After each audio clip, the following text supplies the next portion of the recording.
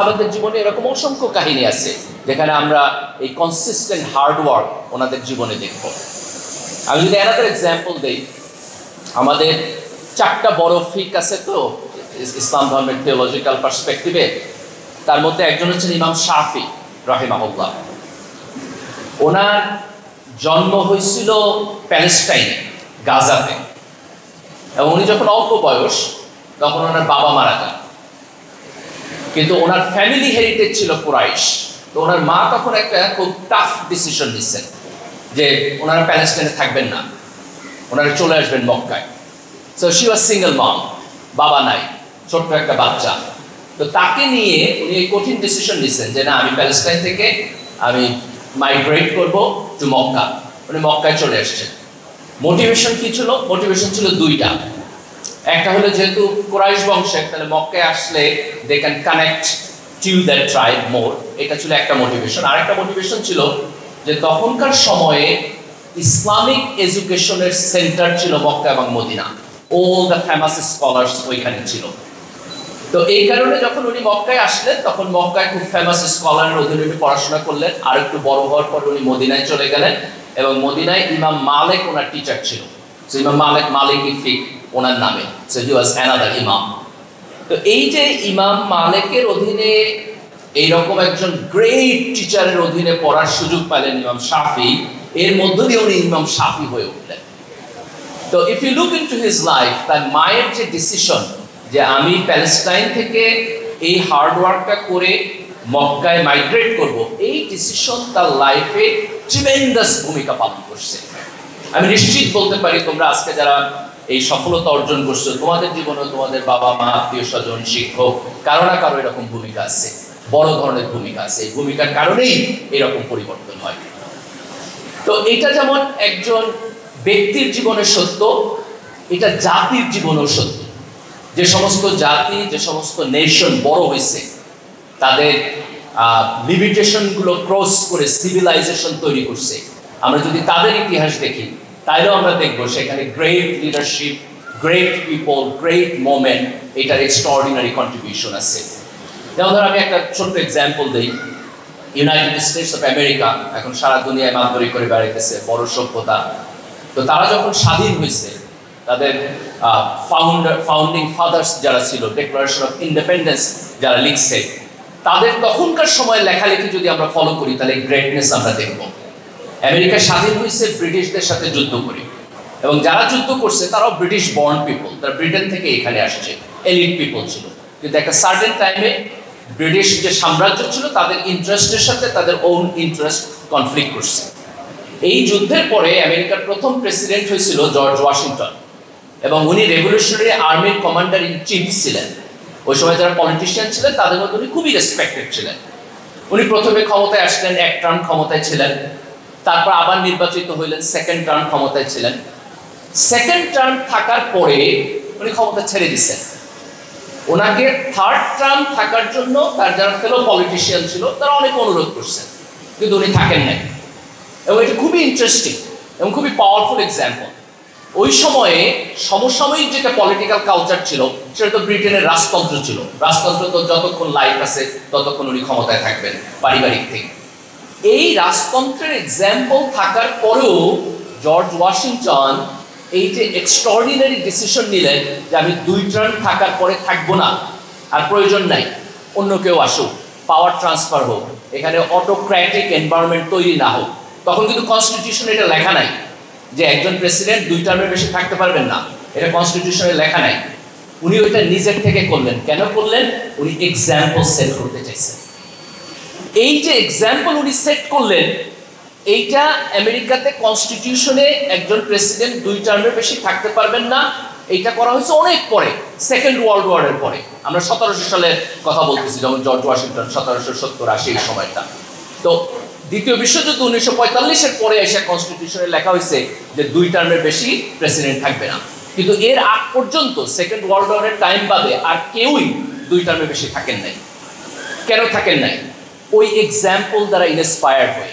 কে করছেন এটা? George Washington, at the very beginning of the nation.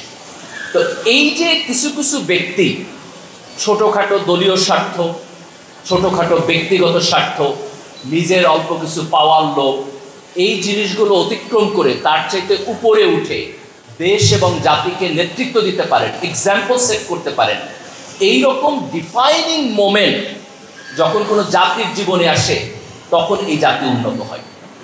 এবং হিস্টোরিক্যালি বিভিন্ন দেশের দিকে যদি আমরা তাকাই, একটা জাতির তার কন্ডিশন ক্রস করে এক্সট্রাঅর্ডিনারি জায়গায় যাইতে অনেক সময় লাগে না।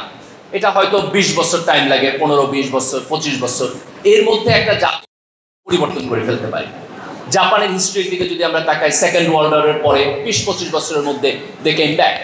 আমরা যদি আমাদের এশিয়ার মধ্যে সিঙ্গাপুরকে দেখি, মালয়েশিয়াকে দেখি, প্রায় 15-20 বছরের একটা টাইম স্প্যানের মধ্য দিয়ে তারা এক্সট্রাঅর্ডিনারি ডেভেলপমেন্ট করছে।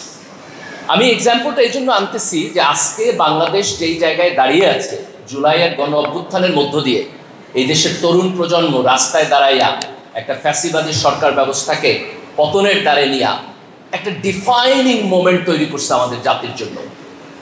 এই ডিফাইনিং মোমেন্টটাকে যদি আমরা সঠিকভাবে উপলব্ধি করতে পারি এবং কাজে লাগাইতে পারি, তাইলে একটা অল্প সময়ের মধ্যে এটা আমাদের জন্য সম্ভব যে আমরা একটি উন্নত রাষ্ট্রে পরিণত হব। আমরা দক্ষিণ এশিয়াকে নেতৃত্ব দিব, আমরা এশিয়াকে নেতৃত্ব দিব, আমরা বিশ্বকে নেতৃত্ব দিব। এটা পসিবল, এটা সম্ভব।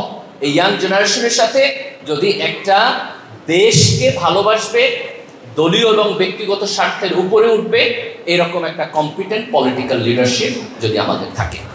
তো এই কারণে আজকের এই মোমেন্টটাকে আমাদের সবাইকে সিরিয়াসলি নিতে হবে। আমাদের এখন একটা বিশাল ইয়াং জেনারেশন আছে, এই জেনারেশনকে সামনে রেখে আমাদের ভবিষ্যৎ চিন্তা করতে হবে। তো কিছু কাজ আছে যেগুলো পলিটিক্যাল রিফরমেশন সিনিয়ররা করবে, পলিটিক্যাল লিডারশিপটা করবে। আমাদের কাজকে, ইয়াংদের কাজকে আমাদের দিক থেকে কয়েকটা জিনিসকে গুরুত্ব দিতে হবে। একটা হচ্ছে আমাদের ন্যাশনাল ইউনিটি। দেখো, একটা জাতি যদি তার নিজেকে বিশ্বাস না করে যে না আমরা সবাই মিলে একটা জাতি, তাইলে এই জাতি উন্নতির পথে হাঁটতে পারবে না। ইবনে খালদুন এটাকে বলছেন আসাবিয়া, যে আমি একজন আরেকজনকে বিলং করি। আমি মনে করি তুমি আমার দেশের নাগরিক, তুমি মনে করো আমি এই দেশের নাগরিক, এবং আমরা সবাই একসাথে কাজ করব। এই ন্যাশনাল ইউনিটি আমাদের থাকতে হবে। গণতান্ত্রিক পিরিয়ডে আমাদের একটা খুব খারাপ কাজ হয়েছে, এটা হলো এই বিভিন্ন দলের যে কনফ্লিক্ট, এই কনফ্লিক্টটা একেবারে সাধারণ মানুষ পর্যন্ত আসছে, গ্রামে গঞ্জে পর্যন্ত চলে গেছে, যে আমি এই দল করি, আরেকজন ওই দল করে, একজন আরেকজনকে দেখতে পারে না, মারামারি করে। এই কালচার থেকে, এই টক্সিক কালচার থেকে আমাদের বের হয়ে আসতে হবে। আমাদের মনে করতে হবে যে আমরা সবাই এই দেশের নাগরিক, মানুষের নাগরিক অধিকার, মানুষ হিসাবে তার যে অধিকার, এটা একটা মর্যাদা সম্পন্ন অধিকার, এবং আমি এটাকে কখনো ইম্প্যাক্ট করব না, আমি এটাকে অলওয়েজ শ্রদ্ধা করব। তার ধর্ম যাই হোক, তার রাজনৈতিক বিশ্বাস যেরকম হোক, তার গায়ের রং যেরকম হোক, তার ভাষা যেরকম হোক, দ্যাট ডাজন্ট ম্যাটার। এটা দিয়ে আমি তার নাগরিক অধিকার এবং মানুষ হিসাবে তার সম্মান এবং মর্যাদাকে আমি কখনো হেয় করব না, আমি কখনো খাটো করব না। এই ন্যাশনাল ইউনিটিটা আমাদের মধ্যে থাকতে হবে। সেকেন্ড হলো তরুণ প্রজন্মের রাজনৈতিক সচেতনতা থাকতে হবে। তরুণরা সবসময় পলিটিক্সে ইনভলভ হবে, এটা ভালো কাজ না। ধরো জুলাইয়ের গণ অভ্যুত্থানে তরুণদের একটা বিশাল ভূমিকা ছিল, এখন রাষ্ট্রের সংস্কারের ক্ষেত্রেও তাদের একটা ভূমিকা আছে, কিন্তু একটা সার্টেন টাইম এই তরুণদের পড়াশোনায় ফিরতে হবে, তাদেরকে তাদের কেরিয়ারের দিকে মনোযোগ দিতে হবে, কিভাবে মোর এক্সপেরিয়েন্স লিডার হয়ে উঠতে পারে বিভিন্ন প্রফেশনাল সাইডে, সেখানে তার মনোযোগ দিতে হবে। এন্টায়ার জেনারেশন সারাক্ষণ রাজনীতি নিয়ে চিন্তা করবে, এইটা দিয়ে একটা জাতির উন্নতি হবে না। For the time being this is fine. রাজনৈতিক সচেতনতা, বড় বড় ইস্যু, ন্যাশনাল ইস্যু, সেইখানে তরুণদের ফোকাস থাকতে হবে। কিন্তু রাজনীতি থেকে একটা সার্টেন টাইমে আমাদের পড়াশোনায় ব্যাক করতে হবে। আমাদের চিন্তা করতে হবে যে সারা দুনিয়া এখন যে সমস্ত চ্যালেঞ্জ মোকাবেলা করতেছে, টেকনোলজিক্যাল ডেভেলপমেন্ট হইতেছে, সেই জায়গায় আমি কীভাবে স্কিল ম্যান পাওয়ার হিসাবে বড় হইতে পারি। দেখো, দুনিয়াতে এখন খুব ফাস্ট পেসে টেকনোলজি চেঞ্জ হইতেছে।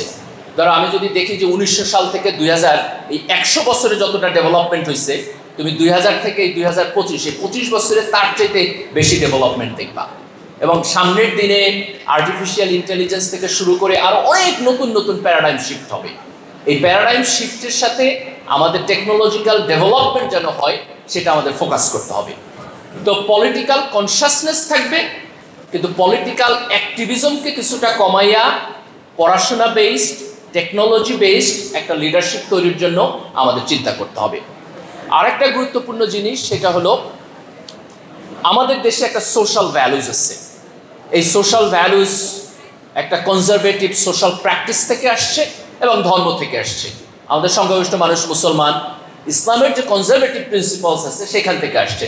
যেমন ধরো আমরা বাবা মাকে শ্রদ্ধা করি, সম্মান করি, তাদের সাথে কথা বলার সময় নর্ম মেনটেন করি, তারা কথা বললে সেটা শুনি, ছোটরা বড়দেরকে সম্মান করে, পাবলিক প্লেসে কিছু নুইসেন্স আমরা কখনো করি না, ড্রেসের ব্যাপারে আমরা একটা সার্টেন ড্রেস কোড মেনটেন করি। এই যে সোশ্যাল ভ্যালুসগুলো যেগুলো মূলত রিলিজন থেকে আসা, ধর্ম থেকে আসা, আপাত দৃষ্টিতে এগুলোকে খুব সাদাসিধা বলে মনে হয়, কিন্তু একটা সমাজ এগুলো একটা সার্টেন টাইমে লুজ করতে পারে। যে আজকে যদি আমরা ওয়েস্টার্ন সমাজের দিকে তাকাই তাহলে আমরা দেখবো যে এই কনজারভেটিভ প্রিন্সিপাল অনেক জায়গায় চ্যালেঞ্জের সম্মুখীন, এবং তার ফলে যেটা হয় যে একটা সার্টেন টাইমে গিয়ে পরিবার, ফ্যামিলি একটা ইনস্টিটিউশন হিসাবে প্রপারলি ফাংশন করে না। এবং যদি এটা ফাংশন না করে তাহলে মানুষের একটা সন্তান যে ছোট থেকে বড় হবে তার এই বড় হওয়ার প্রক্রিয়াটা ব্যালেন্সড হয় না, পারফেক্ট হয় না। হিউম্যান সিভিলাইজেশনের জন্য এখন এটা অনেক বড় চ্যালেঞ্জ। মডার্নিটির কিন্তু অনেক ভালো দিক আছে, কিন্তু তার মোরাল চ্যালেঞ্জটা এখন আমাদের কাছে খুব ক্লিয়ার হয়ে যাইতেছে। তো এই জায়গাটাতে আমাদের যেটা করতে হবে সেটা হচ্ছে আমাদের ইসলাম ধর্মের ভ্যালুসগুলোকে, আমাদের সোশ্যাল ভ্যালুসগুলোকে, আমাদের কনজারভেটিভ ভ্যালুসগুলোকে, এইটাকে আমাদের মর্যাদা দিতে হবে, মূল্য দিতে হবে। আমাদের মডার্ন লাইফের সাথে এটাকে একসাথে মিলাইতে হবে। মডার্নিটির সাথে এটা কোথাও কোথাও কনফ্লিক্ট করে, আবার কোথাও কোথাও কনফ্লিক্ট করে না। যেই জায়গাগুলোতে কনফ্লিক্ট করে সেগুলোকে আমাদের কেয়ারফুলভাবে স্ক্রিন করতে হবে। মানুষের সভ্যতা এই মোরাল কনজারভেটিজম বাদ দিয়া খুব বেশি দূর পর্যন্ত যাইতে পারবে না, এটা ক্যাওয়াস হবে। আল্লাহ দুনিয়াতে যেমন ন্যাচারাল রুল তৈরি করছেন, যেমন ধরো তুমি যদি পানিকে নিয়ে তাপ দাও, এটা 100 ডিগ্রি সেলসিয়াসে গেলে এটা ফুটবে, এটা বাষ্প হয়ে যাবে। এটা যেমন একটা সায়েন্সের রুল, ঠিক একইভাবে মানুষের সভ্যতার জন্য আল্লাহ সুবহানাহু ওয়া তাআলা যে সমস্ত মোরাল প্রিন্সিপাল দিচ্ছেন এগুলো এরকম রুল, এটা ভায়োলেট করলেও ক্যাওয়াস হবে। তো আমাদের দায়িত্ব হচ্ছে আমাদের নিজেদের ক্যাপাসিটি, কোয়ালিটি, মডার্ন সায়েন্স এবং টেকনোলজিকে এমব্রেস করার পাশাপাশি এই সোশ্যাল, কনজারভেটিভ, রিলিজিয়াস ভ্যালুসগুলোকে প্রিজার্ভ করা, ব্যক্তিগতভাবে আমাদের লাইফে, কালেকটিভলি আমাদের পরিবারে, কালেকটিভলি আমাদের সমাজে এবং কালেকটিভলি আমাদের রাষ্ট্রে। যদি আমরা ন্যাশনাল ইউনিটি এই জায়গাটাতে সবাই এক থাকতে পারি, যদি আমরা স্কিলড ম্যান পাওয়ার তৈরি করতে পারি, যদি আমরা একটা ভালো লিডারশিপের মধ্য দিয়া, একটা পলিটিক্যাল রিফর্মেশনের মধ্য দিয়া যাইতে পারি এবং এই কনজারভেটিভ রিলিজিয়াস প্রিন্সিপালকে মডার্নিটির সাথে একসাথে মিলাইতে পারি, তাইলে পরে আমরা একটা জেনারেশন তৈরি করতে পারবো, আমরা একটা দেশ তৈরি করতে পারবো, আমরা একটা সভ্যতা তৈরি করতে পারবো, যেটা মানুষের সভ্যতাকে অনেক দূর পর্যন্ত এগিয়ে নিয়ে যেতে পারবে। আমি তরুণ প্রজন্মের মধ্য দিয়ে সেই স্বপ্ন দেখি যে আমরা সবাই একসাথে এই কাজটা করতে পারবো ইনশাআল্লাহ। আল্লাহ সুবহানাহু ওয়া তাআলা আমাদের সেই তৌফিক দান করুন। আর আজকে তোমরা যেরকমভাবে সফল হয়েছো, তোমাদের জীবনের বাকি সময়টাও যেন আল্লাহ সুবহানাহু ওয়া তাআলা কঠোর পরিশ্রম করার, কনসিস্টেন্সি মেনটেন করার, মোরাল স্ট্যান্ডার্ড মেনটেন করার এবং সফল মানুষের তৌফিক দান করে, এই দোয়া করে আমি আমার বক্তব্য শেষ করছি। আসসালামু আলাইকুম।